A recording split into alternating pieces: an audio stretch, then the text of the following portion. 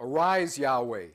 May your enemies be scattered, and those who hate you run for their lives before you. And as it came to rest at night, he would say, Come back, Yahweh, to the thronging hosts of Israel. They believed, and now they're on the march.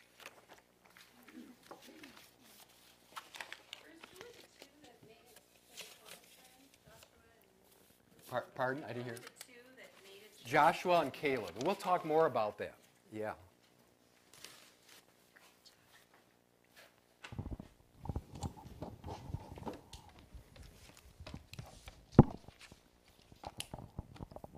Now we've just had a majestic departure of this walking city of the people of Israel.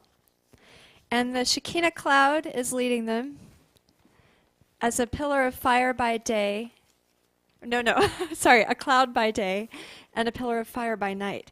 They're being supernaturally led by God, even with this visual manifestation. And during this time, God is sustaining for their food supernaturally. Please turn to chapter 11. And even though these people are so close to God, they're still in slavery to their stomachs. God has led them out of slavery from Egypt, but they're listening to their bellies. And as Adele said, they start whining because they don't have Starbucks. We're going to start with verse 4 of chapter 11. The rabble who had joined the people were overcome by greed, and the sons of Israel themselves began to wail again.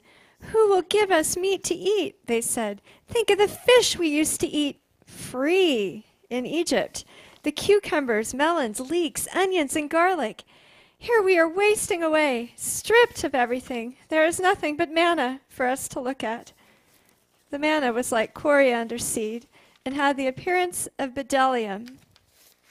Bdellium is a type of incense that comes from tree sap. It's very similar to myrrh. The people went round gathering it and ground it in a mill or crushed it with a pestle. It was then cooked in a pot and made into pancakes. It tasted like cake made with oil. When the dew fell on the camp at night time, the manna fell with it. So here we see that they're whining about what they're missing that they had back in Egypt. And they're whining as if it was good to be back in Egypt when they seem to so quickly have forgotten the lash and the whip and the slavery that the Lord has delivered them from. So they're rejecting his deliverance and the freedom that he's giving them. And now we hear Moses. Moses is a great intercessor. And he sometimes gets frustrated, but he really has a heart for the people and a heart for God. This is in verse 10. Moses heard the people wailing, every family at the door of its tent. The anger of Yahweh flared out, and Moses greatly worried over this. And he spoke to Yahweh, Why do you treat your servant so badly? Why have I not found favor with you, so that you load on me the weight of all this nation? Was it I who conceived all this people? Was it I who gave them birth? That you should say to me, Carry them in your bosom, like a nurse with a baby at the breast, to the land that I swore to give their fathers? Where am I to find meat to give to all this people, when they come worrying me so tearfully and say, Give us meat to eat? I am not able to carry this nation by myself alone. The weight is too much for me. Now we've heard the people complain and whine to each other, and we just heard Moses complain to God.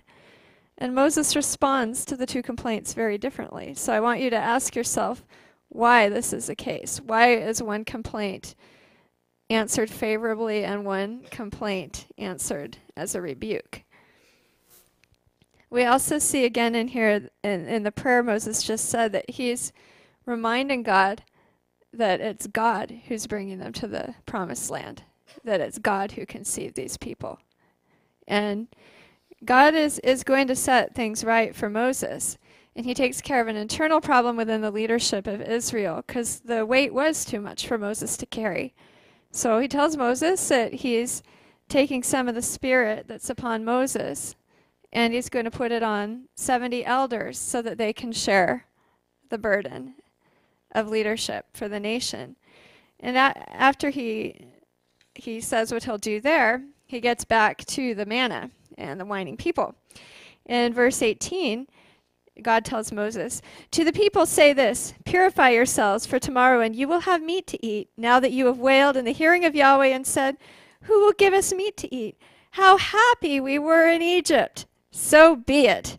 Yahweh will give you meat to eat. You shall eat it not for 1 day only, or 2, or 5, or 10, or 20, but for a full month, until you are sick of it and cannot bear the smell of it, because you have rejected Yahweh who is with you, and have wailed before him, saying, 'Why did we ever leave Egypt?'"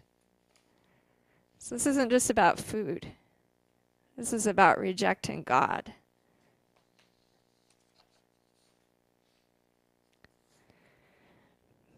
Verse 21, Moses said, "The people around me number 600,000 foot soldiers, and you say I shall give them meat to eat for a whole month?" And here we hear Moses' frustration with the people. If all the flocks and herds were slaughtered, would that be enough for them? If all the fish in the sea were gathered, would that be enough for them? And God reminds him who he's talking to. Yahweh answered Moses, "Is the arm of Yahweh so short?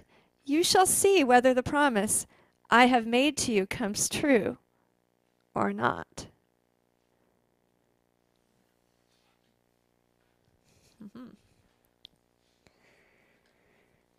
So, down to verse 31.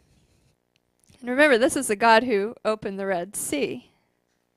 And they've already witnessed many miracles. But we'll see what happens here in verse 31. "A wind came from Yahweh, and it drove quails in from the sea and brought them down on the camp. They lay for a distance of a day's march either side of the camp, 2 cubits thick on the ground." That's about 3 feet. A cubit was an ancient measurement based on the length of a man's forearm. So for as far as people can walk, for a day's march out of the camp, there's quails 3 feet high. God bombarded them with quails. I mean, imagine this room full of quails 3 feet high. And that's a lot, but for a day's march, it's a lot more. "The people were up all that day and night, and all the next day collecting quails. The least gathered by anyone was 10 homers. Then they spread them out round the camp. The meat was still between their teeth, not even chewed, when the anger of Yahweh blazed out against the people. Yahweh struck them with a very great plague." So they got their meat, but they were missing something far more important, and there was a price to pay for it. The name given to this place was Kibroth Hattaavah. That means the graves of the greedy, because it was there that they buried the people who had indulged their greed.